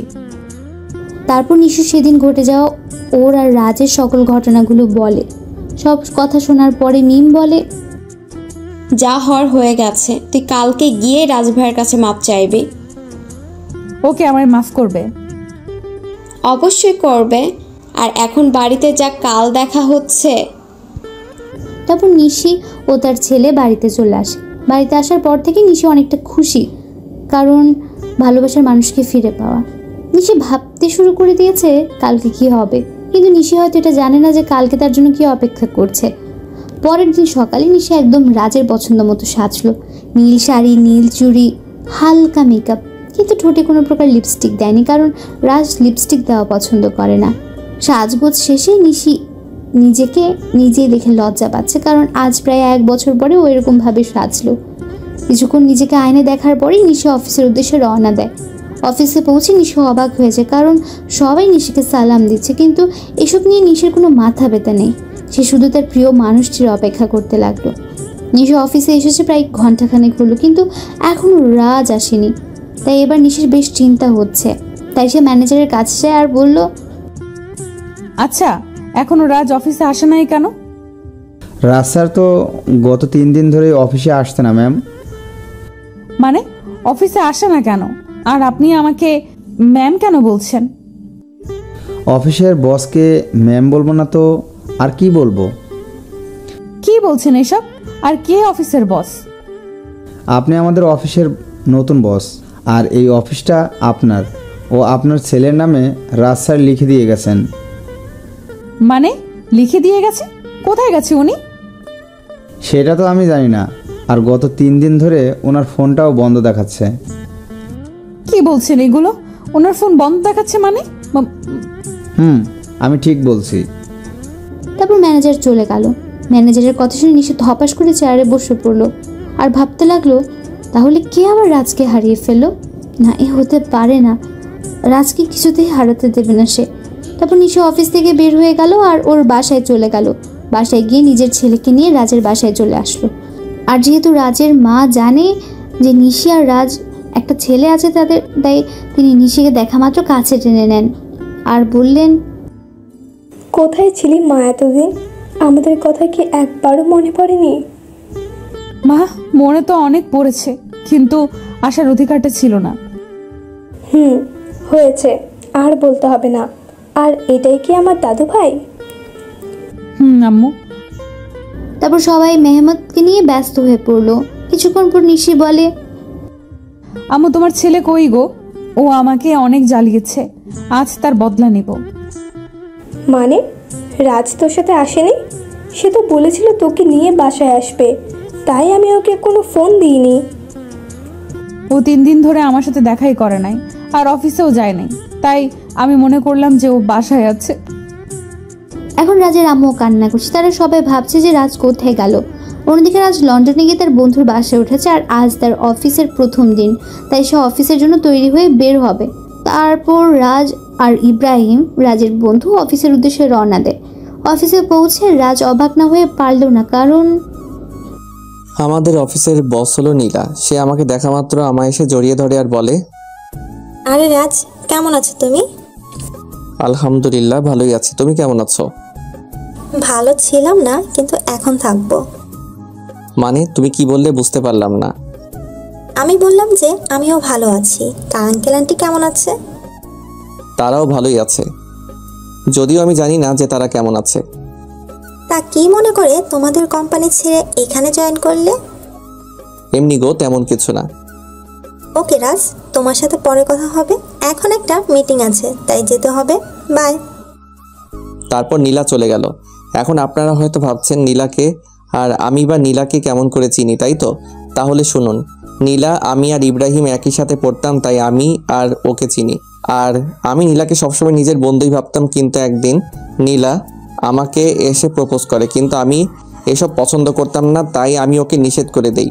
কিন্তু নীলা আমায় প্রতিদিন প্রপোজ করতে থাকে, তাই আমি তাকে বলি নেক্সট টাইম যদি সে আমায় প্রপোজ করে তাহলে আমি ওর সাথে আর বন্ধুত্ব রাখতে পারবো না। তাই সেদিনের পর থেকে নীলা আমায় আর প্রপোজ করে নাই। এর মধ্যে আমার লেখাপড়া শেষ হয়ে যায়।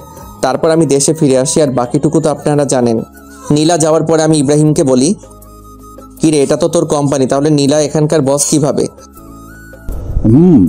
এটা আমার কোম্পানি, কিন্তু এর মালিক আমরা দুজন, আমি আর নীলা। তো তুই আমাকে আগে বলতে পারলি না যে এখানে নীলাও আছে? তাহলে আসছি না, তাই তো? এর জন্যই তো নীলার কথা আমি তোকে আগে বলি নাই। বেশ করেছিস। এখন এখান থেকে দূর হ, আমার কাজ আছে। তারপর আমি কাজ করতে শুরু করলাম। বিকালের আগে আমার সব কাজ শেষ হয়ে যায়, তাই আমি একটু অফিসের চারপাশটা ভালো করে ঘুরে দেখছিলাম। তখন পেছন থেকে কেউ আমার কাঁধে হাত রাখে। আমি তখন পেছনে ফিরে দেখি নীলা দাঁড়িয়ে আছে। এখানে দাঁড়িয়ে কি করছো রাজ? কিছু না, শুধু চারপাশের প্রকৃতি দেখছিলাম। ওহ, চলো আজ আমি আর তুমি দুজন একসাথে ডিনার করব। তা কি করে হয় বলো? সব হয়। বলে এক প্রকার জোর করে গাড়িতে বসিয়ে দেয়। কিছুক্ষণ পর নীলা গাড়ি একটা রেস্টুরেন্টের সামনে দাঁড় করায়, আর আমরা সেখানে ডিনার শেষ করি। ডিনার করার সময় আমাদের অনেক কথাই হয়। তারপর নীলাই আমাকে বাড়িতে পৌঁছে দেয়। বাড়িতে আসার পরে আমি সোজা ওয়াশরুমে চলে যাই, আর কিছুক্ষণ পরে ফ্রেশ হয়ে বেরিয়ে আসি। আর তখনই আমার রবির কথা মনে হয়। আজ সারাদিন ওকে একবারও ফোন দেওয়া হয়নি, তাই আমি দেরি না করে ওকে ফোন দেই। কিন্তু ফোন দেওয়ার পর রবি যা বলে তা শোনার জন্য আমি মোটেও প্রস্তুত ছিলাম না। কেমন আছিস ভাই? এই তো ভালোই আছি, তুই কেমন আছিস? আমিও ভালো আছি। আমার বাড়ির সবাই কেমন আছে? কেউ ভালো নেই। তুই যাওয়ার পরে সবাই কেমন যেন হয়ে গেছে, আর আন্টি তোর জন্য প্রায় পাগল হয়ে গেছে। তুই ফিরে আয় ভাই। সময় হলে আমি ফিরে আসবো। আর নিশি আর আমার বাবু কেমন আছে রে? নিশি তো... রবি নিশির ব্যাপারে কিছু বলতে যাবে, তার আগে আমি বলি, বাদ দে নিশির কথা, তুই ভালো থাকিস আর আমার পরিবারকেও দেখে রাখিস। এই কথাগুলো বলেই আমি ফোন কেটে দেই। সে রাতে আমার আর ঘুম আসলো না। পরের দিন থেকে আমি আবার নতুন জীবন শুরু করার ব্যর্থ চেষ্টা করি। সকালে ফ্রেশ হয়ে ইব্রাহিমের সাথে অফিসে চলে যাই। আর অফিসে পৌঁছে নীলা বলে, রাজ কেমন আছো? এই তো ভালো, তুমি কেমন আছো নীলা? আমিও ভালো আছি। কাজের চাপ বেশি দেয়নি তো তোমায়? আরে না, এতটুকু কাজ করার অভ্যাস আমার আছে। ও আচ্ছা, তোমার কাজ শেষ হলে আমি আর তুমি এক জায়গায় যাব, কেমন? সেটা না হয় যাবো, কিন্তু যাবেটা কোথায়? সেটা গেলেই দেখতে পারবে। আমিও আর বেশি না ভেবে কাজে মন দিলাম। আর কাজ করতে করতে কখন বিকেল হয়ে গেছে জানতেই পারি নাই। তখন হঠাৎ নীলা এসে বলল, কি গো, তোমার হলো? আর একটু আছে, তুমি দাঁড়াও। আমি আর দাঁড়াতে পারছি না, তুমি আমার সাথে চলো, আমি এই কাজটা অন্য কাউকে দিয়ে করাচ্ছি। বলে নীলা আমার কাজটা একজনকে দিয়ে আমাকে জোর করে বাইরে নিয়ে আসে। আমাকে বাইরে নিয়ে আসার পর নীলা বলে, তুমি গাড়িতে বসো, আমি আসছি। তারপর নীলা আবার অফিসের মধ্যে চলে যায়, আর আমি গাড়িতে উঠে বসি। কিছুক্ষণ পরে নীলা বের হয়ে আসে আর গাড়িতে উঠে গাড়ি ড্রাইভ করে। কিছুক্ষণ ড্রাইভ করার পরে আমরা একটা বড় বাড়ির সামনে এসে দাঁড়াই, আর নীলা বলে, রাত চলো। এটা আমায় কোথায় নিয়ে এলে? ভেতরে গেলেই দেখতে পারবে। তারপর আমি নীলার পিছু পিছু ভেতরে যাই। আর ভেতরে গিয়ে আমি অবাক হয়ে যাই, কারণ ভেতরে নীলার বাবা মা বসা ছিল। তার মানে এটা নীলাদের বাড়ি। তখন আমি বললাম, কেমন আছেন আঙ্কেল? কেমন আছেন আন্টি? ভালো বাবা, তুমি কেমন আছো? জি আন্টি, আমিও ভালো আছি। তারপর আরও অনেক কথা বললাম, আর খাওয়া দাওয়াও এখানেই করলাম। নীলা রাতে আমাকে ইব্রাহিমের বাসায় ধুয়ে যায়, তাই আমিও ফ্রেশ হয়ে ঘুমিয়ে পড়ি। এভাবেই 5টা বছর পার হয়ে যায়। আর এই 5 বছরে নিশির জন্য আমার ভালোবাসায় এতটুকু কমে নাই, বরং বেড়েছে। তো প্রতিদিনের মতো আজও অফিসে গেলাম। আর অফিসে পৌঁছানোর পর নীলা আমার কাছে এসে বলল, শোনো রাজ, আমরা আগামীকাল বাংলাদেশে যাব। সেখানে একটা মিটিং আছে, আর আমার সাথে তুমিও যাবে। তাই তোমার যা যা প্রয়োজন তুমি আজ বাসায় গিয়ে প্যাকিং করে নাও, আর কাল সকালে আমাদের ফ্লাইট। ওকে ঠিক আছে। কেন জানি আমি ওকে মানা করতে পারলাম না। হয়তো অনেকদিন পর দেশে ফিরবো, এর জন্যই সেদিনকার মতো অফিস করে বাসায় চলে আসলাম। তারপর আমি আমার কিছু জিনিস প্যাকিং করে রাখলাম। পরের দিন সকালেই আমি আর নীলা বাংলাদেশে চলে আসলাম, আর আমি ওখানকার যে কোম্পানির সাথে মিটিং হবে সেখানে গেলাম। আমি সেখানে গিয়ে আরও বেশি অবাক হয়ে যাই, কারণ এটা আর কারো না, আমার বাবার কোম্পানি, যার সাথে আমাদের মিটিং হবে। আমি কি করব তাই ভেবে পাচ্ছিলাম না। একবার মনে করলাম যে মিটিংটা অ্যাটেন্ড করব না, কিন্তু পরক্ষণে কি যেন হলো, আমি মিটিং প্লেসে চলে গেলাম। সেখানে গিয়ে আমি দেখি আমার বাবা একটা চেয়ারে বসা আছে, আর তার চেহারাটা কেমন যেন শুকিয়ে গেছে। তো আমি সেখানে গিয়ে সবার সাথে মত বিনিময় করলাম। আর আমি যখনই বাবার কাছে গেলাম, তখন বাবা আমাকে দেখা মাত্র জড়িয়ে ধরল আর বলল, কোথায় ছিলি বাবা এতদিন? আমাদের কথা কি তোর একটুও মনে পড়ে নাই? বাবা, অনেক মনে পড়েছে, কিন্তু আমি যে অপারগ ছিলাম। এখন আমার সাথে তুই বাসায় যাবি, তোকে দেখলে তোর আম্মু অনেক খুশি হবে। আব্বু, আমি যাব, তার আগে মিটিংটা শেষ করে নেই। সত্যি বলছিস তো? সত্যি। এতক্ষণ সবাই আমাদের দিকে তাকিয়েছিল আর বোঝার চেষ্টা করছিল যে কি হচ্ছে এগুলো। এমনি নীলাও অবাক হয়ে গিয়েছে, কারণ সেও আমার বাবাকে চিনে না। তাই সে আমার কাছে এসে বলল, তুমি বিজনেসম্যান নাজমুল সাহেবের ছেলে? তুমি এত বড় বিজনেসম্যানের ছেলে হয়ে আমাদের কোম্পানিতে একজন সাধারণ স্টাফ হয়ে কাজ কেন করছিলে? এর একটা কারণ আছে যেটা তুমি জানো না। কি কারণ আছে রাজ? মিটিং শেষ হোক, তারপর না হয় বলি। ওকে, ঠিক আছে। নীলার অবাক হওয়াই স্বাভাবিক, কারণ এই 5 বছরে আমি নীলাকে একবারের জন্য আমার আসল পরিচয়টা বলি নাই, যদিও সে জানতো আমাদের একটা কোম্পানি আছে। তারপর আমরা মিটিং শেষ করে বাহির হলাম, আর তখনই আমার চোখ গেল একটা বাচ্চার উপর। বয়স আর কত হবে, 5-6 বছর হয়তো, কিন্তু ওকে দেখে মনে হচ্ছে কতদিনের না চেনা। তাই আমি ওর কাছে যাই আর বলি, বাবা, তোমার নাম কি? কিন্তু ছেলেটা আমাকে অবাক করে দিয়ে পাপা বলে আমায় জড়ায় ধরে। কে তোমার পাপা? তুমি তো আমার পাপা, আমার মামুনি বলছে। আর জানো পাপা, তোমার জন্য আমার মামুনি প্রতিদিন কান্না করে। কে তোমার মামুনি বাবা? তখন ছেলেটি হাত দিয়ে একজনকে দেখিয়ে দেয়, আর সেটা আর কেউ না, সেটা হলো নিশি। মানে ছেলেটি আমার আর নিশি সন্তান। তার জন্য কি ওর জন্য এত টান অনুভব হইতেছিল? তখনই নিশি আমাদের সামনে চলে আসে, আর আমাকে দেখে সে খানিকটা স্তব্ধ হয়ে যায়, কিন্তু পরক্ষণে আমায় জড়িয়ে ধরে কান্না করে দেয়। কিন্তু তখন হঠাৎ নীলা কোথায় থেকে যেন চলে আসে, আর নিশিকে আমার বুকে দেখে ও নিশিকে তুলে ওর গালে 2টো চড় বসায় দেয় আর বলে, এই মেয়ে, তোমার লজ্জা করে না অন্যের স্বামীকে জড়াই ধরতে? অন্যের স্বামী মানে? হ্যাঁ, তুমি যাকে জড়াই ধরছো সে আমার হাজবেন্ড হয়। ও সরি, আমায় ক্ষমা করে দিয়েন। আর মিস্টার রাজ, আপনার ছেলেকে দেখে রাখবেন। এই কথা বলে নিশি বাইরে দৌড় দিল। আমিও নিশির পিছু পিছু গেলাম, কিন্তু আমি যেতে একটু দেরি করে ফেলেছিলাম, কারণ নিশি একটা কারের হাতে ধাক্কা খেয়েছে আর ওর মাথা থেকে প্রচুর ব্লিডিং হচ্ছে। আমি কি করব কিছুই বুঝতে পারছিলাম না, আর বাইরে এসে দেখি নিশির মাথা থেকে প্রচুর ব্লিডিং হচ্ছে। আমি কি করব না করব কিছুই বুঝতে পারছিলাম না। আমার মনে হচ্ছিল যেন আমি আমার জীবনের সবচেয়ে মূল্যবান কিছু হারাতে যাচ্ছি। তাই আমি গিয়ে নিশিকে আমার কোলে তুলে নেই আর হসপিটালের দিকে দৌড়াতে শুরু করলাম। আর তখন কে যেন একটা কার নিয়ে এসে বলল উঠতে। তাই আমি দেরি না করে কারে উঠে বসি, আর কিছুক্ষণের মধ্যেই হসপিটালে পৌঁছে যাই। আর ডক্টররা নিশিকে নিয়ে ওটিতে চলে যায়। তাই আমি কারওয়ালাকে ধন্যবাদ দিতে চাই, আর গিয়ে দেখি সেটা আর অন্য কেউ না, আমার বন্ধু মামুন। আর মামুনকে দেখা মাত্র আমি কান্নায় ভেঙে পড়ি আর বলি, আমার নিশির কিছু হবে না তো? ওর যে কিছু হলে আমি বাঁচবো না রে। নিশির কিছু হবে না, আর তুই এভাবে ভেঙে পড়ছিস কেন? আজ আমার জন্য নিশির এই অবস্থা কেন যে আমি আবার দেশে ফিরে আসলাম?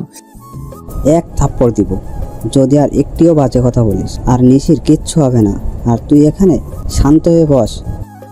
তারপর মামুন আমাকে এক জায়গায় বসিয়ে দেয় আর কোথায় যেন চলে যায়। কিছুক্ষণ পরে দেখি মামুন আমার ছেলেকে নিয়ে আসছে, আর ও আমাকে দেখে বলে, বাবা, মাম্মাম, ও মাম্মামি কি হয়েছে? তোমার মাম্মামের কিছু হয়নি বাবা, তুমি আমার কাছে এসো তো। তারপর আমি আমার ছেলেকে বুকের মাঝে জড়াই ধরি। কিছুক্ষণ পরে ডক্টর ওটি থেকে বাহির হয় আর বলে, আপনাদের ভাগ্য অনেক ভালো বলতে হবে, নয়তো রোগীকে যে অবস্থায় এখানে আনা হয়েছে আমরা তো মনে করেছিলাম ওনাকে বাঁচানো সম্ভব হবে না, কিন্তু আল্লাহর অশেষ রহমতে উনি এখন সুস্থ আছে। আপনাকে অনেক ধন্যবাদ ডক্টর সাহেব, আমার নিশিকে ফিরিয়ে দেওয়ার জন্য। আরে এটা তো আমাদের কর্তব্য। আমি কি ওর সাথে দেখা করতে পারি? না, আপনি 6 ঘন্টা পরে ওনার সঙ্গে দেখা করতে পারবেন, আর তাছাড়া ওনার এখন সেন্স নেই। ওকে ডক্টর। ডক্টরের সাথে কথা শেষ করে এসে আমি আমার ছেলের কাছে বসি, আমি আর আমার ছেলে বসে আছি, তখন কেউ পেছন থেকে আমার নাম ধরে ডাক দেয়। তাই আমি পেছনে তাকাই কে ডাকছে দেখার জন্য। তখন দেখতে পাই আব্বু আর আম্মু দাঁড়ায় আছে। আর আম্মু আমাকে দেখে আর স্থির থাকতে পারলো না, আমার কাছে এসে কান্না শুরু করে দিল আর বলল, কোথায় ছিলি বাবা এতদিন? আমাদের কথা কি তোর একটুও মনে পড়ে না? আম্মু, মনে তো সবসময় পড়তো, কিন্তু আসার উপায় ছিল না। আর এই যে দেখো আমি এসে গেছি, আর কোথাও যাব না। সত্যি তো? সত্যি। তখন একজন নার্স এসে খবর দিল যে নিশির সেন্স ফিরেছে। তাই আমি আর দেরি না করে নিশির কেবিনে ঢুকে গেলাম। আমার পিছু পিছু বাকি সবাইও চলে এসেছে, কিন্তু নিশি আমাকে দেখে তার মুখটা অন্যদিকে ঘুরিয়ে নিল। সবাই নিশির সাথে কথা বলছে আর নিশি সেগুলোর উত্তর শুধু হ্যাঁ অথবা নাতে দিচ্ছে, কিন্তু সে আমার দিকে একবারও তাকাচ্ছে না। এতে আমার অনেকটাই খারাপ লাগে। তাই আমি সবাইকে বলি, আমি আর নিশিকে একা কথা বলতে চাই, তাই প্লিজ সবাই যদি একটু বাইরে যেতে। অবশ্যই। তারপর সবাই বাইরে চলে যায় আর আমি নিশির পাশে গিয়ে বসি আর ওর হাত আমার হাতের মুঠোর মধ্যে নেই আর বলি, নিশি আমি সরি। কথা বলবেন আমার সাথে? ঠিক আছে, তাহলে আমি চলে যাচ্ছি।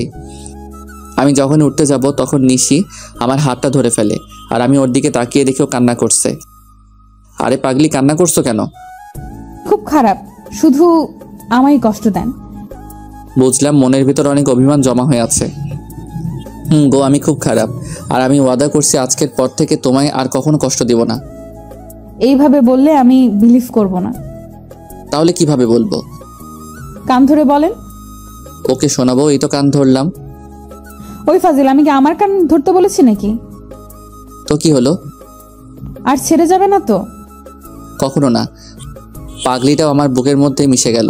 ঠিক তখনই নীলা কেবিনে আসলো আর নিশি নীলাকে দেখা মাত্র আমাকে আরো শক্ত করে জড়িয়ে ধরলো। ওর মতে ও যদি আমায় ছেড়ে দিলেই হারিয়ে যাব। ভয় পেও না নিশি, আমি তো শুধু ক্ষমা চাইতে এসেছি। আসলে আমি জানতাম না যে রাজ তোমার কে হয়, তাই ওই কথাগুলো বলে ফেলেছিলাম। It's okay. Thank you Nishi, and good bye. বলে নীলা চলে যায়। তখন আমি নিশিকে বলি, বাবু তুমি এখন রেস্ট নাও, তুমি এখন অনেকটাই উইক। তারপর নিশি আমার হাতটা ধরে বাচ্চাদের মতো ঘুমিয়ে পড়ে। প্রায় 15 দিন পর নিশিকে রিলিজ দেওয়া হয় আর নিশির পুরোপুরি সুস্থ হতে প্রায় 1 মাস সময় লাগে। আর এই 1 মাস কেটেছে নিশির সাথে দুষ্টমি করতে করতে। একদিন রাতে আমি আর নিশি ছাদে বসেছিলাম, তখন নিশির কি যেন মনে হলো আর সে আমার কোলের উপরে উঠে এসে বসলো আর আমার গাল জড়ায় ধরে বলল, আমার একটা ফুটফুটে মেয়ে চাই, দিবেন? দিব। ও আমি ওর ঘাড়ে আমার নাক ডুবিয়ে গন্ধ নিচ্ছি আর কথাগুলো বলছিলাম, কেমন যেন নেশা ধরানো গন্ধ। তখন নিশি হঠাৎ করে ওর দুহাত দিয়ে আমার মাথা উঁচু করে ওর ঠোঁট আর আমার ঠোঁট এক করে দেয় আর পাগলের মতো চুষতে থাকে। নিশির এমন কাজ দেখে আমি খানিকটা অবাক হলেও পরক্ষণেই নিজেকে সামলে নিই আর ওর কোমরটা জড়িয়ে ধরে নিজের দিকে টেনে আনি আর ওর ঠোঁট চুষতে থাকি। এইভাবে প্রায় 10 মিনিট ছিলাম। তারপর আমি নিশির পাজাখোলা করে তুলে নিয়ে রুমের মধ্যে আসি আর পা দিয়ে দরজাটা লাগিয়ে দিই। তারপর নিশিকে বিছানায় শুয়ে দিয়ে নিজের শার্টের বোতামগুলো খুলি আর শার্টটা দূরে ছুঁড়ে মারি। তারপর নিশির উপরে উঠে ওর ঘাড়সহ সারা শরীরে কিস করি, সাথে হালকা কামড় দেই। ফলে নিশি হালকা চিৎকার করছিল। তারপর আমি আস্তে আস্তে নিশির ব্লাউজের হুক খুলি আর নিশি আবেশে আমাকে জড়ায় ধরে। তারপর আর কমুনা, সবাই নিজে থেকেই বুঝে নেন গা।